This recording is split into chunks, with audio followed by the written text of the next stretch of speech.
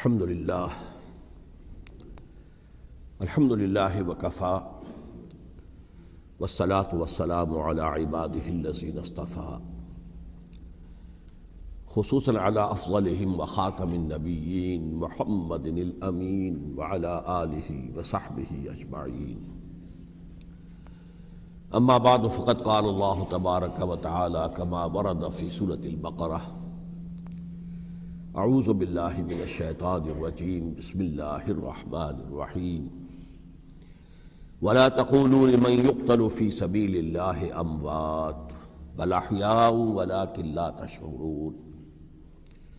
وقال عز وجل كما ورد في سورة آل عمران: ولا تحسبن الذين قتلوا في سبيل الله امواتا بل احیاء عند ربهم يرزقون. وقال جل وعلا كما ورد في سورة القصص: تلك الدار الآخرة نجعلها للذين لا يريدون علوا في الأرض ولا فسادا والعاقبة للمتقين. صدق الله العظيم. رب اشرح لي صدري ويسر لي أمري واحلل عقدة من لساني يفقهوا قولي. اللهم ربنا الہمنا رشدنا واعذنا من شرور انفسنا. اللهم ارنا الحق حقا وارزقنا اتباعه وارنا الباطل باطلا وارزقنا اجتنابه. آمین یا رب العالمین. آپ کے علم میں ہے کہ آج ماہ محرم الحرام کی 15 تاریخ ہے. گویا کہ ابھی یوم عاشوراء کو گزرے ہوئے بمشکل 5 دن ہوئے ہیں. میں نے آج سے کوئی 11 دن قبل کراچی ہی میں فاران کلب کے زیر اہتمام ایک خاصے بڑے اجتماع سے خطاب کرتے ہوئے قرآن مجید کا فلسفہ شہادت بیان کیا تھا. اگرچہ میرا مین مضمون تھا قرآن مجید کا فلسفہ شہادت، تاہم اس کے ساتھ ہی میں نے،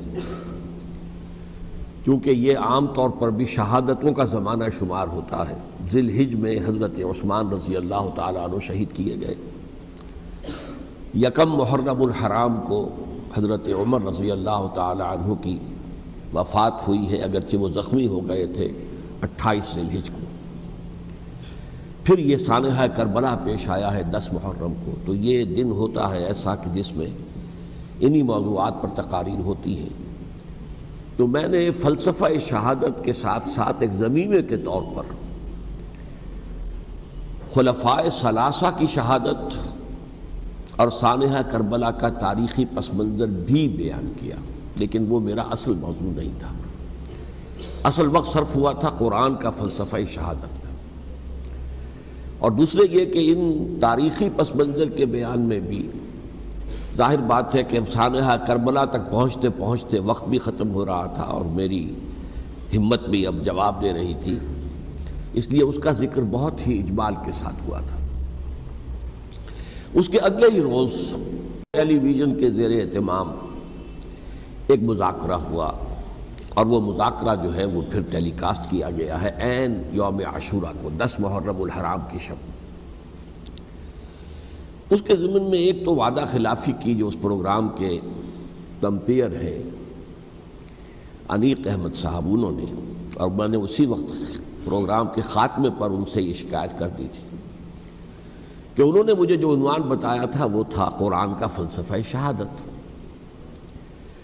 تو ظاہر بات ہے کہ ذہناً میں اسی کے لیے تیار ہو کر گیا تھا، لیکن وہاں انہوں نے جب شروع کی محفل تو وہاں پر انہوں نے عنوان بیان کیا امام حسین علیہ السلام کی شہادت. اب یہ اگرچہ یقیناً ان میں باہمی تعلق تو ہے، لیکن یہ کہ بہت کافی فرق ہے کہ ایک آپ فلسفہ شہادت سے چل کر اور شہادت حضرت حسین رضی اللہ تعالیٰ عنہ تک پہنچے، اور ایک یہ ہے کہ اصل موضوع ہوئی ہے. بہرحال جو بھی اس وقت، تو اب ظاہر بات ہے کہ کوئی اور شکل نہیں تھی، جو بھی گفتگو ہوئی اس میں نے وہ پورا حصہ لیا. لیکن دوسری زیادتی انہوں نے یہ کی کہ اس میں سے میرے بیان کے بہت سے حصوں کو حذف کر دیا. اس کاٹ چھانٹ سے ایک تو میرا نقطہ نظر پورے طور پر قارئین یا ناظرین کے سامنے نہیں آ سکا، سامعین کے سامنے نہیں آ سکا، اور دوسرے اس سے کچھ مغالطے بھی پیدا ہوئے ہیں۔ تو میں نے یہ سوچا کہ اب یہاں اس جمعے میں میں ان کی وضاحت کر دوں، اسی لیے باصرار میں نے یہ موضوع رکھوایا کہ سانحہ کربلا کا تاریخی پس منظر کیا ہے۔ الحمدللہ کہ جہاں تک وہ مذاکرہ جو ان کے ریکارڈنگ روم میں اسٹوڈیو میں منعقد ہوا وہ بہت ہی پرامن، بہت اچھے انداز میں ہوا، اور اس میں کوئی یعنی یوں سمجھیے کہ زیادہ آرگیومنٹ جسے کہتے ہیں اس کی بھی ضرورت پیش نہیں آئی۔ عموماً تمام باتوں پر کنسنسس اور ایک طرح کا اجماع سامنے آیا، اور اس کا خاص سبب یہ ہے کہ میرے علاوہ سنی علماء میں سے تو مولانا احترام الحق تھانوی صاحب تھے، اور وہ بھی بہت صلح کل قسم کے آدمی ہیں، اور شیعہ حضرات میں سے جو دو حضرات تھے وہ بھی نہایت معقول، نہایت سنجیدہ اور نہایت شرافت اور مروت کا مجسمہ نظر آئے۔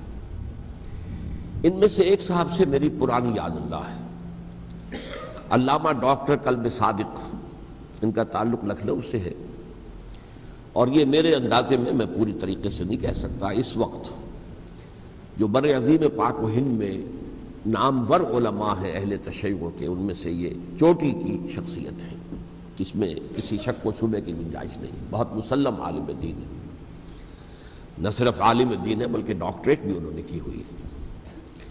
دوسری بات یہ کہ یہ بھی لکھنؤ کے رہنے والے تھے، اور مولانا سید ابو الحسن علی ندوی رحمۃ اللہ علیہ وہ بھی لکھنؤ کے، رائے بریلی کے رہنے والے تھے جو 40-45 میل دور ہے، لیکن ان کا اصل مرکز تو آپ کو معلوم ہے دارالعلوم ندوۃ العلماء لکھنؤ، تو ان کے ساتھ ان کے بڑے ہی برادرانہ تعلقات رہے، ایک دوسرے سے بڑی محبت، اور مولانا علی میاں رحمۃ اللہ علیہ بھی ان کے اجتماعات میں جا کر شریک ہوتے رہے ہیں، اور انہوں نے ایک فقرہ بھی نقل کیا مولانا علی میاں رحمۃ اللہ علیہ کا کہ آج ہمیں کوفے اور دمشق کی طرف دیکھنے کی ضرورت نہیں ہے بلکہ کربلا کی طرف دیکھنے کی ضرورت ہے۔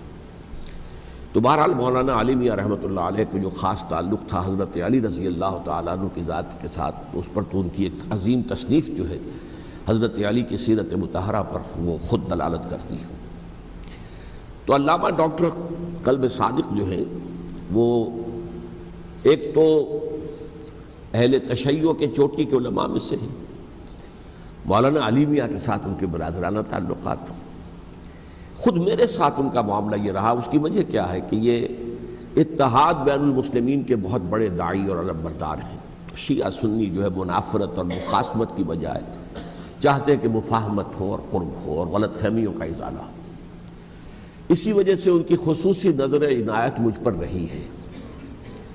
مجھے یہ تو پوری طرح یاد نہیں کہ کراچی میں بھی ان سے ملاقات ہوئی تھی یا نہیں، لیکن ایک مرتبہ لاہور تشریف لائے تھے اور وہاں مجھ سے ملاقات ہوئی۔ پھر ایک مرتبہ میں نیو یارک میں تھا اور اتفاقاً ان کا بھی وہیں پر قیام تھا یا تشریف آوری ہو گئی تھی، تو وہاں بھی بڑی مفصل ملاقات کے لیے وہ تشریف لائے تھے۔ پھر میرا جو ایک کتاب کہہ لیں درمیانی شے ہے، شیعہ سنی مفاہمت کی ضرورت اور اہمیت، اس کے یہ باقاعدہ مبلغ رہے ہیں، اس کے بہت سے نسخے انہوں نے منگوا کر اپنے طور پر یہاں محرم الحرام کی جو ان کی مجالس ہوتی ہیں، اس مرتبہ بھی اسی کے لیے تشریف لائے ہوئے تھے، تو اس کے اندر انہوں نے اس کا تعارف کرایا، اس کی تعریف کی، اور اس کے بہت سے نسخے جو ہیں وہ فروخت کروائے۔ تو یہ میں نے اصل میں آپ کے سامنے ایک پس منظر رکھ دیا ہے اس شخصیت کا کہ جو اس میں میجر ریپرزنٹیٹیو تھے اہل تشیع کی طرف سے۔ انہوں نے ایک نقطہ جو بیان کیا، واقعہ یہ ہے کہ میرا ذہن بھی ادھر منتقل نہیں ہوا تھا اس سے پہلے، انہوں نے فرمایا کہ یہ اللہ کے راستے میں شہید ہو جانے والے کو جو اللہ کے راستے میں قتل ہو جائیں، سورہ بقرہ میں تو فرمایا انہیں مردہ مت کہو، وَلَا تَقُولُوا لِمَنْ يُقْتَلُ فِي سَبِيلِ اللَّهِ أَمْوَاتٌ بَلْ أَحْيَاءٌ وَلَٰكِن لَا تَشْعُرُونَ، وہ تو زندہ ہیں لیکن تمہیں ان کا شعور نہیں۔ لیکن سورہ آل عمران کے اندر جو آیت آئی ہے وَلَا تَحْسَبَنَّ الَّذِينَ قُتِلُوا فِي سَبِيلِ اللَّهِ أَمْوَاتًا بَلْ أَحْيَاءٌ عِندَ رَبِّهِمْ يُرْزَقُونَ، ہرگز مت سمجھنا ان کو جو اللہ کی راہ میں قتل ہو جائیں کہ وہ مردہ ہیں، وہ زندہ ہیں، اپنے رب کے پاس سے رزق پا رہے ہیں۔ تو انہوں نے کہا کہ اللہ تعالیٰ کی راہ میں قتل ہو جانے والوں کو مقتول کہنا ہی نہیں، سمجھنا بھی غلط ہے۔ دل سے بھی بات جو ہے وہ یہ نہیں ہونی چاہیے کہ وہ مردہ ہے، بلکہ وہ زندہ ہے، اس شد و مد کے ساتھ وَلَا تَحْسَبَنَّ، ہرگز نہ سمجھنا ان کو جو اللہ کی راہ میں قتل ہو جائیں کہ وہ مردہ ہے، وہ تو زندہ ہے، اپنے رب کے پاس سے رزق پا رہے ہیں۔ اس در میرا ذہن نہیں گیا تھا، میں اس کو تسلیم کر رہا ہوں۔ دوسرے جو شیعہ عالم دین تھے، مجھے ان کا پورا نام مستحضر نہیں ہے، نقوی صاحب، وہ بھی ڈاکٹر بھی ہیں اور عالم دین ہیں، وہ بھی تھے، اور وہ بھی بہت ہی یوں سمجھیے کہ یعنی دلیل کو تسلیم کرنے والے اور بہت ہی معقول انداز میں گفتگو کرنے والے تھے۔ بہرحال جب وہ مذاکرہ شروع ہوا تو سب سے پہلے ڈاکٹر کلب صادق صاحب کو دعوت دی گئی کہ وہ اظہار خیال کریں۔ انہوں نے انہی 2 آیتوں کے حوالے سے جو ابھی میں نے بیان کی ہے، ایک نکتہ بھی بیان کیا، کچھ اور باتیں بھی بیان کی۔ اس کے بعد جب میری باری آئی تو میں نے کہا کہ مجھ سے کچھ اور سوال کیا گیا تھا، لیکن میں نے کہا کہ میں پہلے بات وہیں سے شروع کرنا چاہتا ہوں۔ سوال یہ کیا گیا تھا ڈاکٹر کلب صادق سے کہ قرآن کا فلسفہ شہادت کیا ہے، تو میں نے کہا جو سوال آپ نے ان سے کیا تھا میں اس کے جواب سے اپنی بات شروع کرنا چاہتا ہوں کہ میرے نزدیک قرآن مجید میں اللہ کی راہ میں قتل ہونے کے لیے لفظ شہادت آیا ہی نہیں ہے۔ حدیث میں ضرور آیا ہے بصیغہ مجہول، فقد استشہد، اس کی شہادت قبول کر لی گئی یا اس کو شہید بنا لیا گیا، اور اس معنی میں صرف ایک جگہ پر امکان ہے پورے قرآن میں، سورہ آل عمران کی ایک آیت میں، وَيَتَّخِذَ مِنْكُمْ شُهَدَاءَ، کہ وہاں اس کے معنی لیے جا سکے مقتول فی سبیل اللہ کے، باقی کہیں بھی نہیں۔ یہ تو اصل میں کار رسالت کے لیے ایک اصطلاح ہے۔ ہر رسول شاہد بن کر آیا، شہید بن کر آیا، یہاں دنیا میں وہ اپنے عمل سے، اپنے قول سے، انفرادی اجتماعی سطح پر حق کی گواہی دیتا رہا، اور قیامت کے دن کھڑے ہو کر پروزیکیوشن وٹنس کی حیثیت سے اپنی قوم کے خلاف گواہی دے گا کہ اللہ میں نے ان کے سامنے تیرا پیغام پہنچا دیا تھا، اب جو کچھ انہوں نے کیا اس کے ذمہ دار یہ ہے۔ دے کانٹ پلیڈ اگنورنس، وہ یہ نہیں کہہ سکتے کہ ہمیں معلوم نہیں تھا، ہمیں بتایا نہیں گیا تھا۔ بہرحال اس پر مجھے بڑی خوشی ہوئی جب علامہ نقوی صاحب نے اس نقطے کو بہت سراہا، اور انہوں نے تسلیم کیا کہ کچھ دنوں سے مجھے بھی یہ خیال ہو رہا تھا، یعنی یہ کہ یہ کوئی زیادہ پرانا خیال ان کا نہیں تھا۔ انہوں نے فرمایا کچھ دنوں سے مجھے بھی یہ خیال ہو رہا تھا کہ قرآن میں تو یہ لفظ شہید اور شہادت اس معنی میں ہے ہی نہیں۔ میرا گمان یہ ہے کہ چونکہ اس موضوع پر میں نے بہت تقریریں کی ہیں، سال ہر سال سے تقریریں کر رہا ہوں، قرآن کا فلسفہ شہادت کیا ہے، اور اس کے حوالے سے یہ کہ امت مسلمہ کا کیا فرض منصبی ہے، شہادت علی الناس کی کیا ذمہ داری ہے جو امت مسلمہ پر ہے۔ تو یہ تو میری دعوت قرآنی کے اہم مضامین میں سے ہے، تو ہو سکتا ہے کہ میری ہی کسی تقریر کی کوئی اڑتی ہوئی خبر ان کے کانوں تک پہنچی ہو، واللہ عالم، لیکن انہوں نے اس نقطے کو سراہا، اور مجھے اللہ کے فضل و کرم سے مجھے اس پر خوشی ہوئی کہ بجائے اس کے کہ وہ اس پر کوئی آرگیومنٹ کرتے، کوئی بحث و تبحیث کرتے، انہوں نے میری اس بات کو تسلیم کیا اور اس کی گویا کہ تائید کی۔ پھر میں نے عرض کیا کہ جہاں تک خلفائے ثلاثہ کی شہادت کا اور شہادت حسین یا سانحہ کربلا رضی اللہ تعالیٰ عنہم اجمعین کا تعلق ہے، اصل میں اس کو نہیں سمجھ سکتے لوگ جب تک کہ ریولوشن اور کاؤنٹر ریولوشن کا فلسفہ سمجھ میں نہ آئے۔ جب کسی ملک میں، کسی خطہ ارضی میں کوئی انقلابی تحریک چل رہی ہوتی ہے، ظاہر بات ہے ابتدا میں تو انقلابی لوگ چند ہوتے ہیں، کمزور ہوتے ہیں، ضعیف ہوتے ہیں، ان سے کوئی خطرہ محسوس نہیں ہوتا، لیکن کشاکش کے دوران ایک وقت آ جاتا ہے کہ پھر جو مخالف انقلاب ہیں وہ یہ سمجھ بیٹھتے ہیں، سمجھ جاتے ہیں کہ اب ہماری پیش نہیں جا رہی، اب ہمارا بس نہیں چلے گا، لہذا سر جھکا دو۔ اسے پنجابی محاورے میں کہا جاتا ہے نیوی پاؤ، اس وقت تو وقت کو گزارو، اب اس کے بعد پھر کوئی موقع ملا تو دیکھیں گے کہ اس انقلاب کو ہم انڈو کر سکیں، کاؤنٹر ریولوشنری موومنٹس۔ یہ اصل میں فلسفہ سمجھ میں نہ آئے، اور ریولوشن کا فلسفہ سمجھ میں نہ آئے تو سیرت النبی سمجھ میں نہیں آ سکتی۔ منہج انقلاب نبوی میری کتاب ہے، اس کو پڑھیے تو سیرت کا وہ تجزیہ آپ کے سامنے آئے گا جو آپ کی آنکھیں کھول دے گا کہ سیرت کو ہم کیا سمجھتے رہے اور سیرت اصل میں ہے کیا۔ بہرحال یہ کاؤنٹر ریولوشنری موومنٹس تھیں کہ جب عرب میں حضور کو فیصلہ کن قوت حاصل ہو گئی تو جو بھی مخالفین تھے انہوں نے سر جھکا لیا، سرنڈر کیا، اسلام لے آئے، گویا کہ چھپ گئے اسلام کے لبادے میں، لیکن وہ تھے اسی طاق میں کہ پھر کبھی موقع ملے تو پھر ہم اس نظام کو دہو بالا کر دیں، تلپٹ کر دیں۔ یہ رد عمل سب سے پہلے خود عرب کے اندر پیدا ہوا، کیونکہ مشرکین عرب کو جب سورہ توبہ کی پہلی 6 آیات نازل ہوئی ہیں جن میں الٹیمیٹم دے دیا گیا کہ اب کسی مشرک قبیلے سے کوئی معاہدہ اللہ کا اور اس کے رسول کا نہیں ہوگا، تمہیں 4 مہینے کی مہلت دی جا رہی ہے، یا ایمان لے آؤ اور یا تمہیں قتل کر دیا جائے گا۔ یہ بہت سخت آیات ہے قرآن کی، سورہ توبہ کی ابتدائی 6 آیات۔ اور حضرت علی رضی اللہ تعالیٰ عنہ کا کہنا یہ ہے کہ آپ کو معلوم ہے کہ مصحف میں یہ واحد صورت ہے جس سے پہلے بسم اللہ الرحمن الرحیم نہیں لکھی، آپ کو نظر آتی، باقی 113 صورتوں کے شروع میں بسم اللہ الرحمن الرحیم ہے۔ تو کیا وجہ ہے یہاں کیوں نہیں ہے؟ حضرت علی کا فرمانا ہے کہ یہ صورت تو تلوار ہاتھ میں لے کر اتری ہے، اور بسم اللہ الرحمن الرحیم میں اللہ تعالیٰ کے 2 اسماء ہیں، الرحمن الرحیم، تو یہ گویا کہ اس سے متضاد صورتحال ہے کہ اب تمہارے لیے آخری موقع ہے، یا ایمان لے آؤ اور یا قتل کر دیے جاؤ۔ اس میں ایک تیسری گنجائش خود بخود نکلتی تھی، یا یہ ملک چھوڑ کر چلے جاؤ، اور ایسا بہت سے لوگوں نے کیا بھی، لیکن اکثر لوگوں نے گردن چکائی۔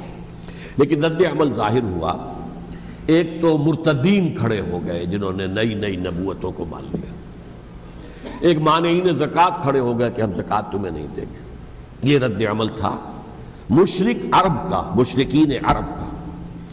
اور حضرت ابو بکر رضی اللہ تعالیٰ عنہ کے دفتر فضائل کا یہ بڑا اہم باب ہے، ود این آئرن فسٹ، حالانکہ وہ بہت رقیق القلب، کمزور نحیف الجثہ انسان تھے، لیکن یہ کہ عظیمت کوہ ہمالا جو ہے ان کے اندر ظاہر ہوئی ہے، ود این آئرن فسٹ انہوں نے ان ساری جو رد عمل کی جو تحریکیں تھیں انہیں کچل کر رکھ لیا، اور پھر پورے عرب کو گویا کہ اثر نو اس میں اسلام کے نظام کو کنسولیڈیٹ کر کے حضرت عمر کے حوالے کر دیا رضی اللہ تعالیٰ عنہ۔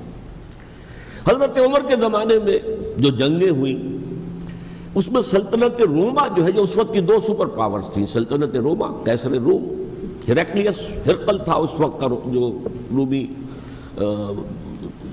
جو قیصر روم تھا، حکمران تھا، شہنشاہ تھا، اور دوسری طرف ایرانی مملکت تھی، خسرو پرویز تھا۔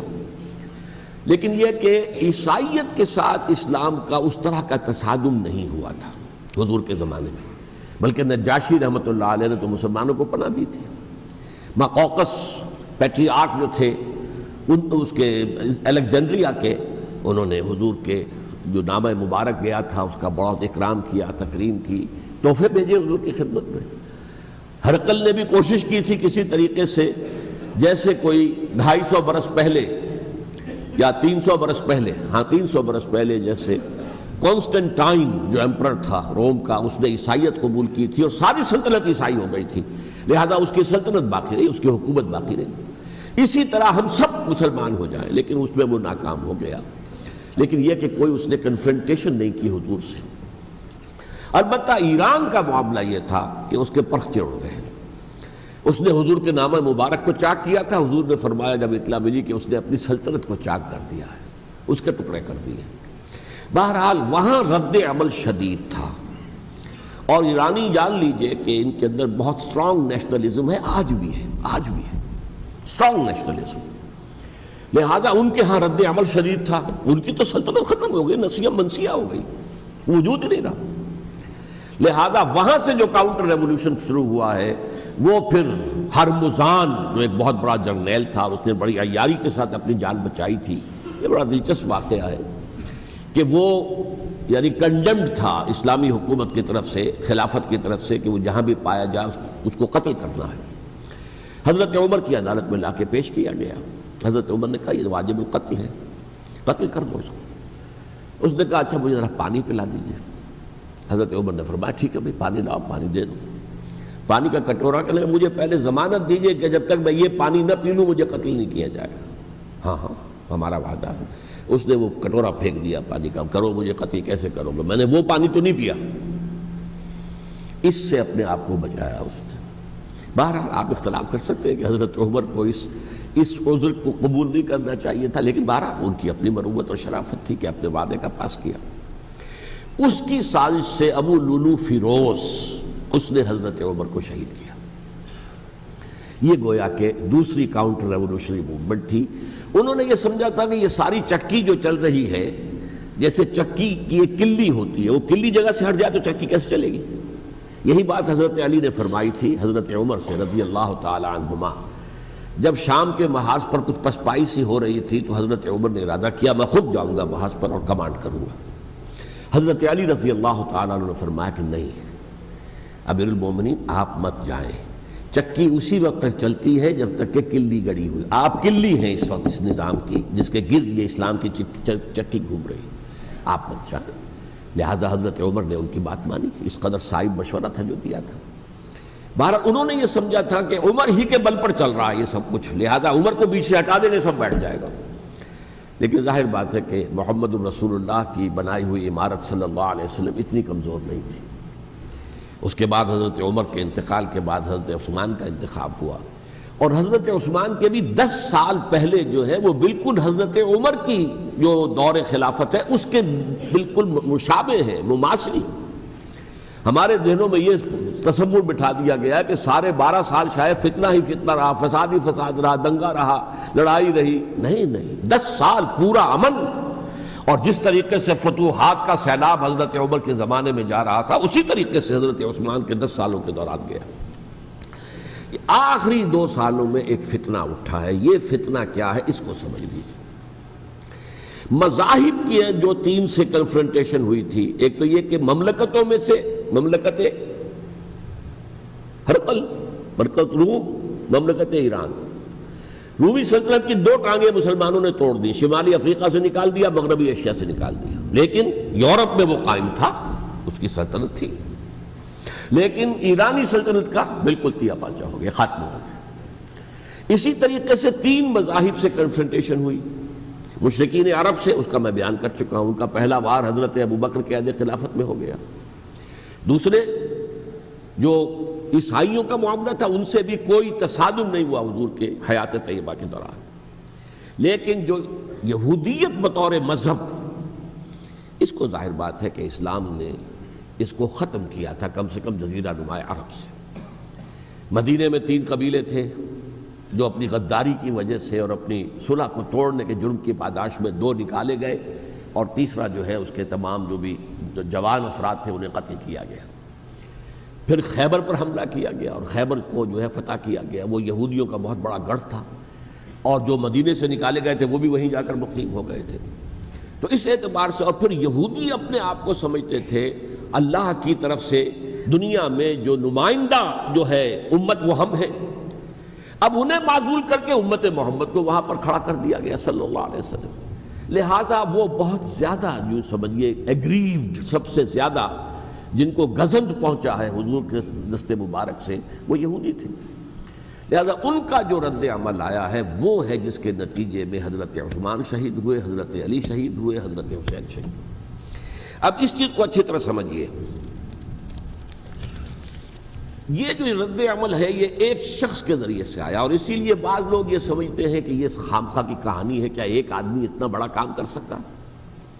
عبداللہ ابن سبا ایک یہودی جو اسلام کا لبادہ اوڑھ کر حضرت عثمان کے عہد خلافت میں مدینے میں آ گیا، ٹھیک، اس کے بارے میں تو میں بعد میں عرض کروں گا، لیکن ایک شخص کیا کچھ کر سکتا ہے اس کی مثال میں صاحب دے دوں آپ کو۔ پہلے حضرت مسیح علیہ السلام کے پورے دین کو ایک شخص نے ختم کر دیا، سینٹ پال جسے دنیا جانتی ہے جس کے نام سے، توحید کو تثلیث میں بدل دیا۔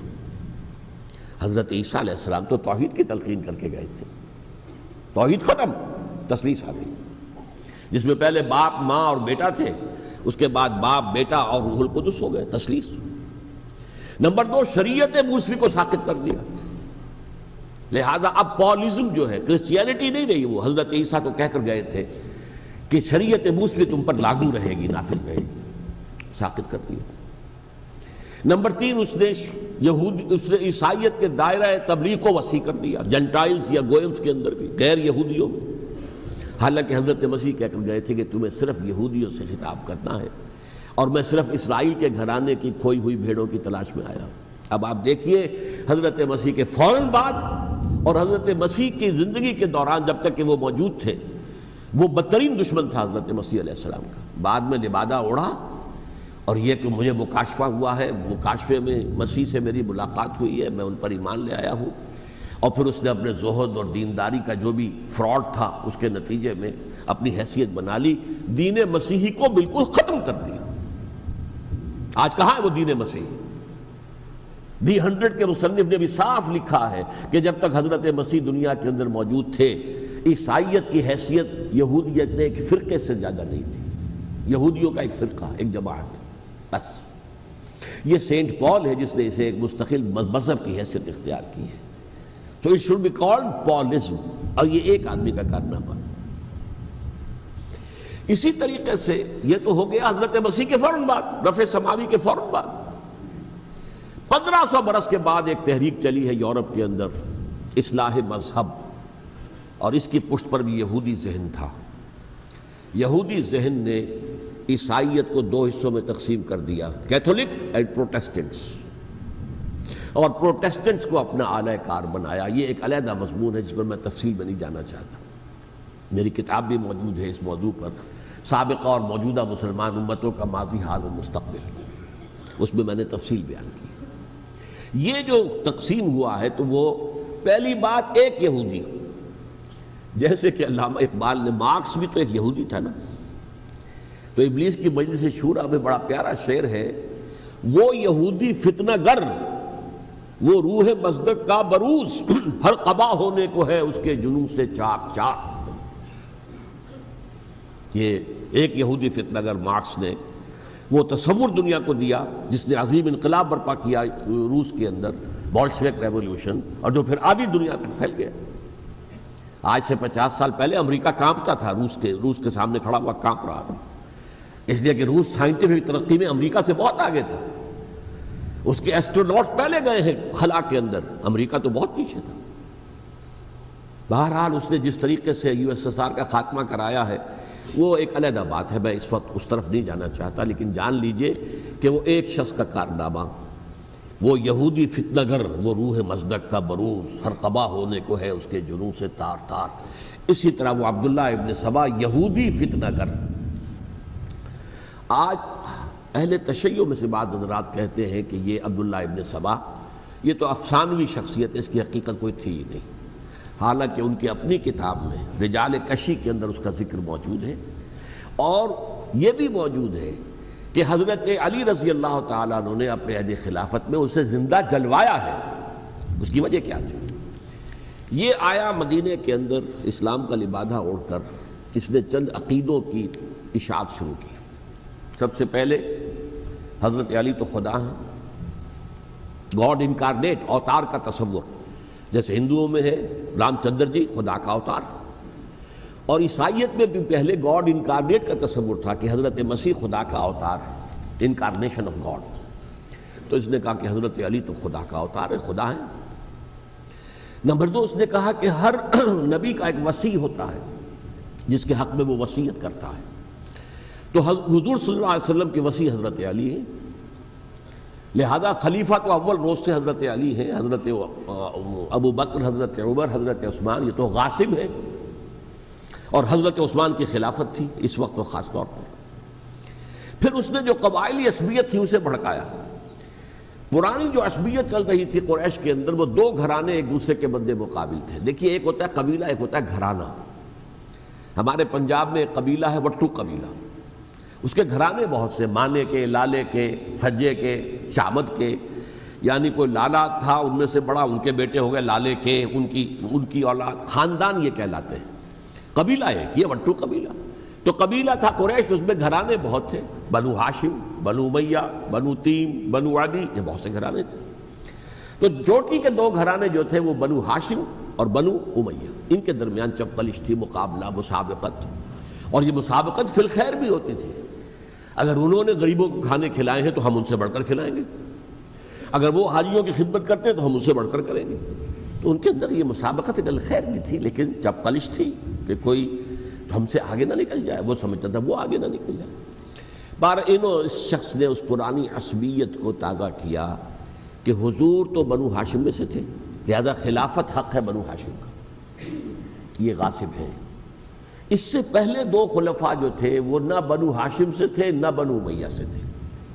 حضرت ابو بکر بنو تیم میں سے تھے، چھوٹا قبیلہ تھا۔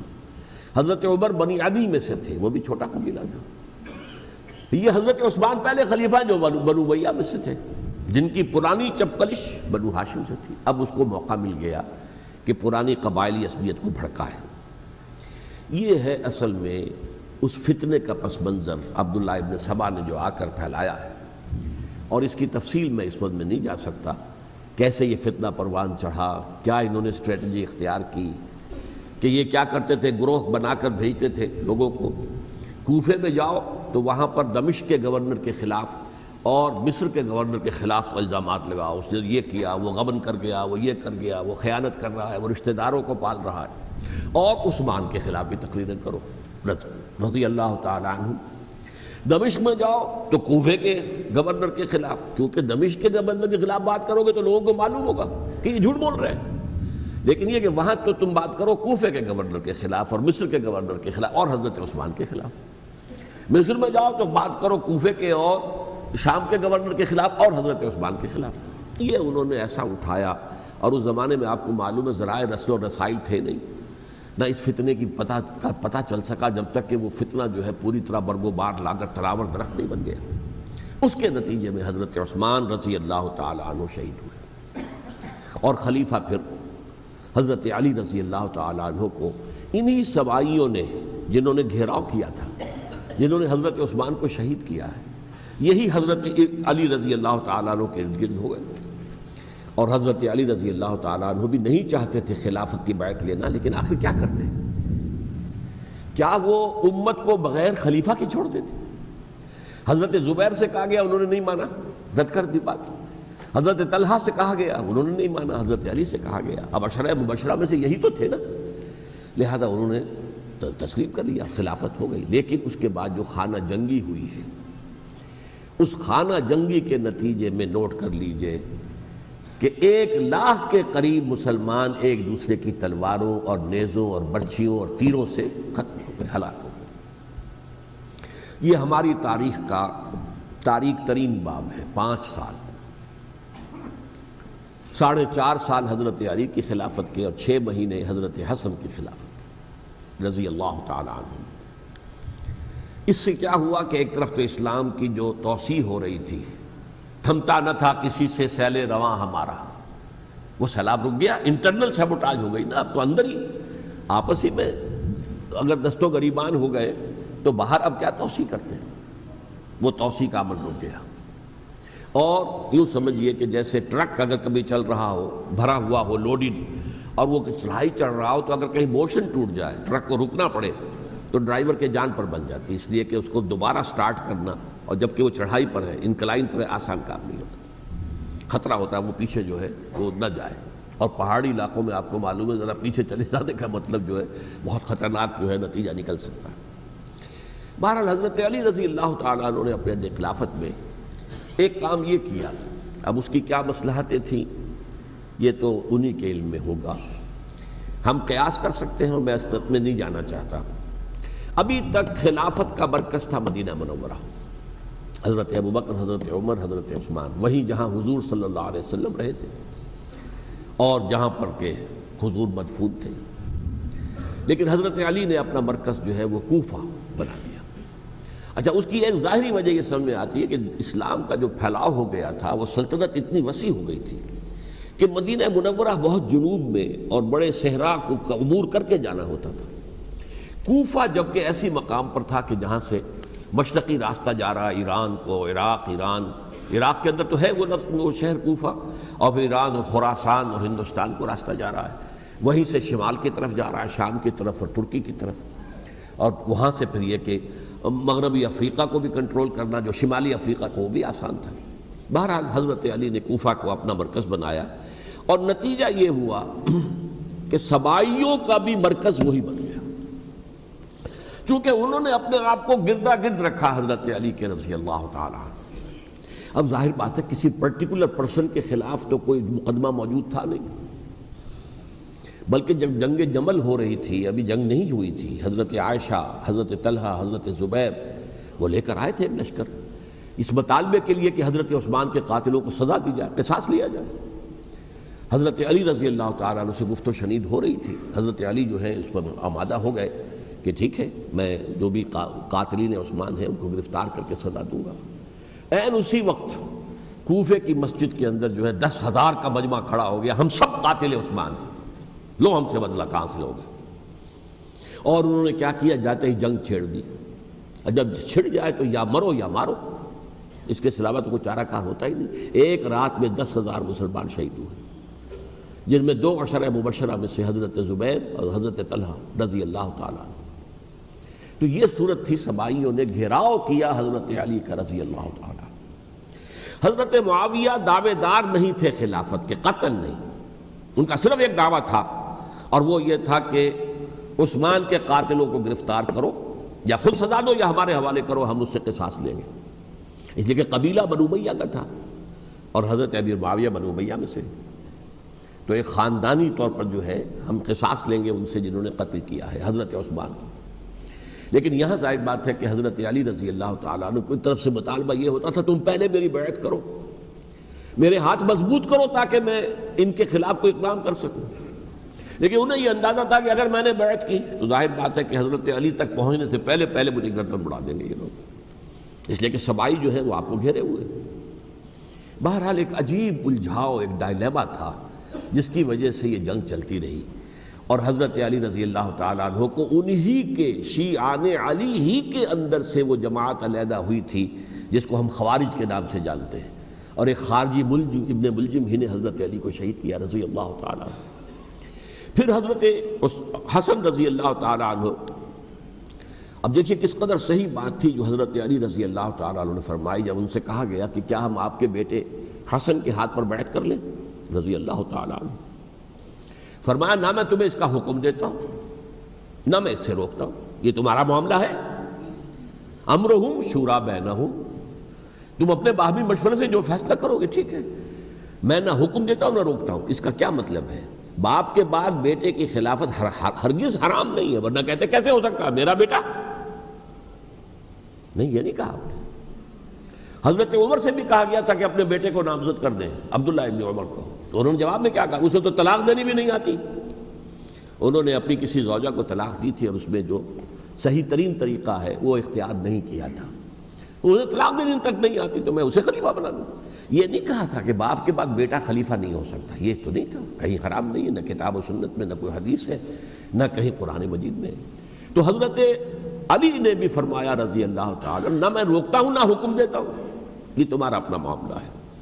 بہرحال حضرت حسن رضی اللہ تعالیٰ عنہ نے حضرت امیر معاویہ سے صلح کر لی، خلافت ان کے سپرد کر دی.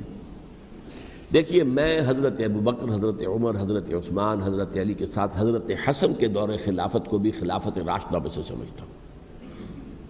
اور تبھی 30 سال پورے ہوتے ہیں اس حدیث کے مطابق کہ حضور نے فرمایا خلافت 30 برس رہے گی پھر ملوکیت آ جائے گی. تو حضرت حسن کا بہت بڑا کارنامہ یہ ہے کہ اس خانہ جنگی کا دروازہ بند کر دیا.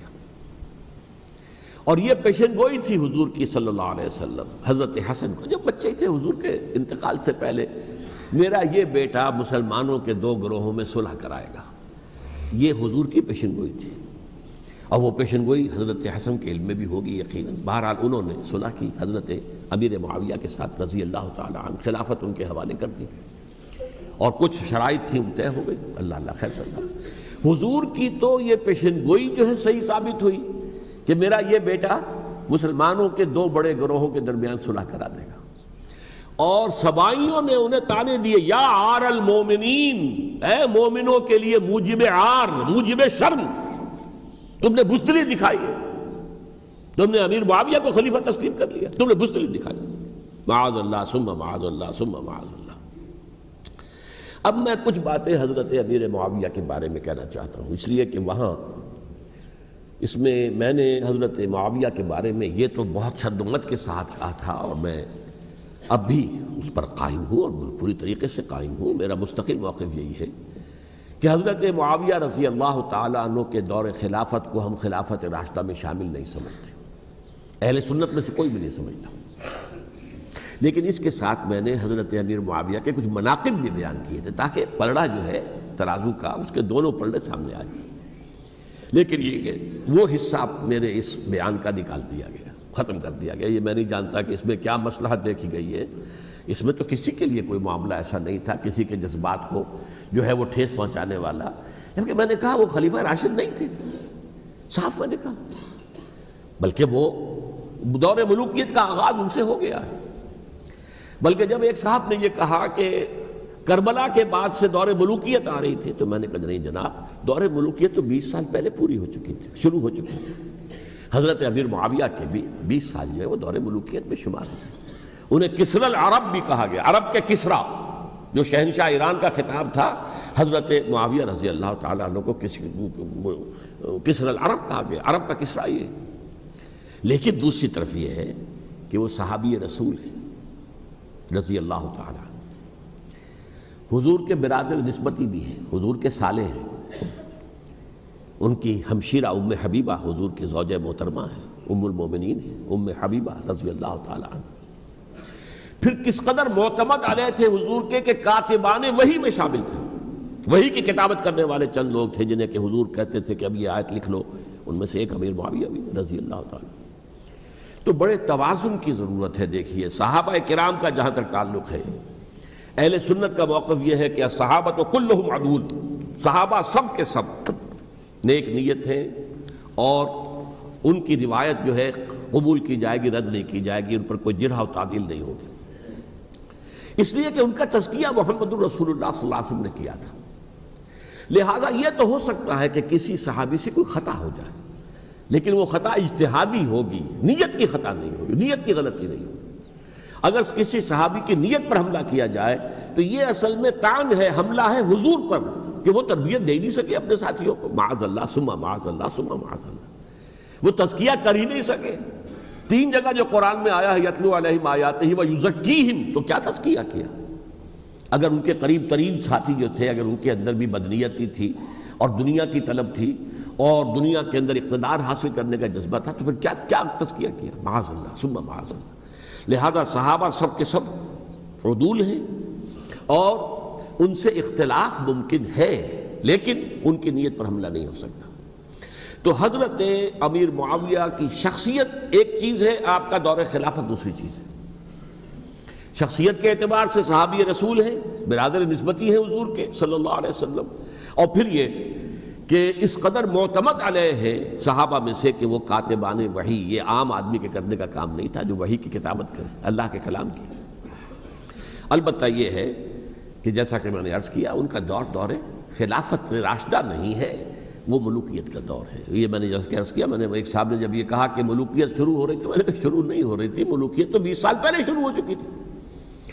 اسی طریقے سے ایک صاحب نے کہا تھا کہ اسلام کو قائم کرنے کے لیے حضرت حسین میدان میں آئے، میں نے کہا یہ بھی غلط ہے، اسلام تو 60 سال پہلے قائم ہو چکا تھا، نبی اکرم صلی اللہ علیہ وسلم کے دست مبارک سے اسلام قائم ہو گیا، جاء الحق وزهق الباطل ان الباطل کان زہوقا، پھر 30 برس تک وہ کامل شکل کے اندر قائم رہا۔ تو اسلام جو ہے وہ جو ہے در حقیقت اب قائم کرنے والی بات نہیں تھی، البتہ اس کے اندر زوال شروع ہو گیا تھا، اس زوال کے عمل کو روکنے کے لیے حضرت حسین میدان میں آئے۔ تو یہ ایک چیز کو صحیح تاریخی پرسپیکٹو میں رکھنا، تو جس طرح سے دین کو قائم کرنے کے لیے دیکھیے قائم تو کیا محمد رسول اللہ صلی اللہ علیہ وسلم والذین معہ رضی اللہ تعالیٰ عنہ، انہوں نے کیا تھا۔ ہاں اب جو ہے وہ اپنی اس شاندار حیثیت سے نیچے گرنے لگا تھا، وہ میں بعد میں عرض کروں گا کہ میں نے اسے کیا عرض کیا تھا کہ یہ اس زوال کو روکنے کے لیے کسی طریقے سے یہ اپنی اصل حقیقت میں قائم رہے، یہ حضرت حسین رضی اللہ تعالیٰ عنہ کی سعی تھی۔ اچھا، حضرت امیر معاویہ کے جو 20 سال ہیں وہ پورے امن، سکون، اطمینان، کوئی جھگڑا، کوئی فساد، کوئی اختلاف، کوئی باہمی خاندانی، کچھ نہیں، 20 سال۔ یہ بھی تاریخ کی بڑی چشم کشا حقیقت ہے جو عام طور پر لوگوں کے علم میں نہیں ہے۔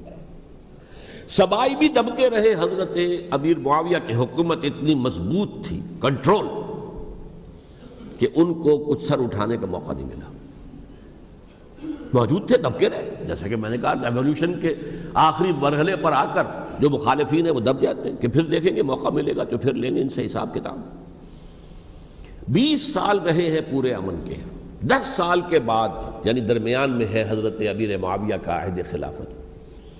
ایک صحابی جو کہ بزرگ صحابہ میں سے ہیں، مغیرہ ابن شعبہ رضی اللہ تعالی عنہ، وہ آتے ہیں اور وہ کہتے ہیں کہ دیکھیے امیر المومنین، کتنی بڑی خانہ جنگی رہی تھی مسلمانوں کی آپس میں، اور اب بھی اگر آپ کسی کو نامزد کیے بغیر چھوڑ گئے امت کو تو پھر خانہ جنگی ہو جائے. 1 لاکھ اس وقت جو ہے وہ ہلاک ہوئے تھے، نہ معلوم اب کتنے ہلاک. لہٰذا آپ اپنی زندگی ہی میں نامزد کر دیجئے کسی کو خلیفہ، ولی عہد بنا دیجئے. حضرت امیر معاویہ نے ابتداً جو ہے انکار کیا نہیں، لیکن ان کے دلائل ایسے تھے وزنی، اور میں سمجھتا ہوں کہ وہ بات صحیح تھی جو مغیرہ ابن شعبہ نے کہی، اس لیے کہ اب صحابہ کرام میں سے جو کبار صحابہ تھے وہ تو سب دنیا سے رخصت ہو چکے تھے. اب تو یا صغار صحابہ رہ گئے تھے جو حضور کے زمانے میں بچے تھے، حضرت حسن، حضرت حسین، عبداللہ ابن زبیر، یہ بچے تھے نا، یا تو وہ تھے، اور یا بالکل نو مسلم تھے. اور نو مسلموں میں بڑی تعداد وہ تھی جو ایرانیوں کی تھی، شامیوں کی تھی، ادھر کی تھی. تو ان کو تو ظاہر بات ہے کہ تربیت نبوی سے کیا خلافت راشدہ سے بھی اکثر و بیشتر کو کوئی حصہ ملا ہی نہیں تھا. تو اس صورت میں اب وہ اعلیٰ ترین معیار پر حکومت کے نظام کو قائم کرنا ممکن نہیں ہے. کوئی قبائلی عصبیت جب تک حکومت کی پشت پر نہیں ہوگی، حکومت مستحکم نہیں ہوگی. یہ گویا کہ ایک جس کو کہتے ہیں کہ حقیقت بینی، واقعیت پسندی، ایک آئیڈیلزم ہے اور ایک ریئلزم ہے کہ آپ فیکٹس آن دی گراؤنڈ کو غور کریں، سوچیں اس کے اوپر اور پھر کوئی فیصلہ کریں. اس اعتبار سے پھر حضرت امیر معاویہ نے بات مان لی اور بیعت لے لی لوگوں سے حضرت یزید کے لیے کہ یہ خلیفہ ہوں گے میرے بعد. اس کو ولی عہدی کہتے ہیں. اچھا، اس وقت 5 افراد ایسے تھے کہ جنہوں نے اس سے اختلاف کیا. یہ بات بہت اہم ہے. میرا کتابچہ ہے سانحہ کربلا، اس کے کچھ نسخے آج یہاں ہوں گے، آپ لوگ پڑھیے اسے غور سے اور پھیلائیے تاکہ حقیقت سامنے آئے. 5 افراد کون تھے جو ہونے چاہیے؟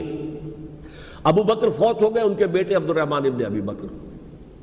عمر فوت ہو گئے، ان کے بیٹے عبداللہ ابن عمر. عباس فوت ہو گئے، ان کے بیٹے عبداللہ ابن عباس. زبیر فوت ہو گئے، ان کے بیٹے عبداللہ ابن زبیر. اور حضرت حسن جو ہے ان کا انتقال ہو چکا تھا، حضرت علی کے بیٹے حضرت حسین رضی اللہ تعالی عنہ اجمعین. حضرت حسن کے بارے میں ایک فریق کا کہنا یہ ہے کہ انہیں زہر دے کر ہلاک کیا گیا.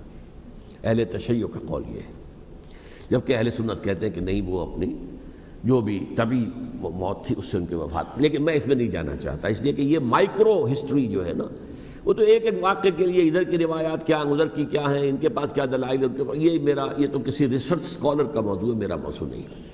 لیکن بہرحال یہ 5 حضرات تھے جنہوں نے ولی عہدی کی بیعت نہیں کی. لیکن حضرت معاویہ اتنے حلیم الطبع انسان تھے، انہوں نے جبر نہیں کیا، کوئی تشدد نہیں کیا. ٹھیک ہے، ولی عہدی کی بیعت نہیں کر رہے، کوئی بات نہیں، میری بیعت تو کی ہوئی ہے نا، ابھی تو میں زندہ ہوں، بات ختم ہو گئی. میری بیعت کو تو نہیں توڑا انہوں نے، فسخ بیعت نہیں کی. اس اعتبار سے انہوں نے نہ کوئی تشدد کیا، نہ جبر کیا، نہ کوئی مواخذہ کیا. لیکن جب امیر معاویہ کا انتقال ہو گیا، اب ولی عہدی کی بجائے وہ اب خلافت کی بیعت کی. سب لوگوں نے بیعت کر لی. ان 5 میں سے ایک فوت ہو چکے تھے. حضرت عبد الرحمن ابن ابی بکر فوت ہو چکے رضی اللہ تعالی. 4 تھے. ان 4 میں ایک اختلاف ہوا. 2 کی رائے یہ تھی، عبداللہ ابن عمر، عبداللہ ابن عباس، کہ اگرچہ یہ کام غلط ہوا ہے، اسلام کی روح کے منافی ہوا ہے، یہ بادشاہت کی بنیاد پڑ رہی ہے، لیکن یہ بات ایسی نہیں ہے کہ اس کی بنا پر ہم خانہ جنگی شروع کروا دیں، امت کے اندر خون خرابہ کروائیں، فساد کروائیں. لہذا انہوں نے بیعت کر لی.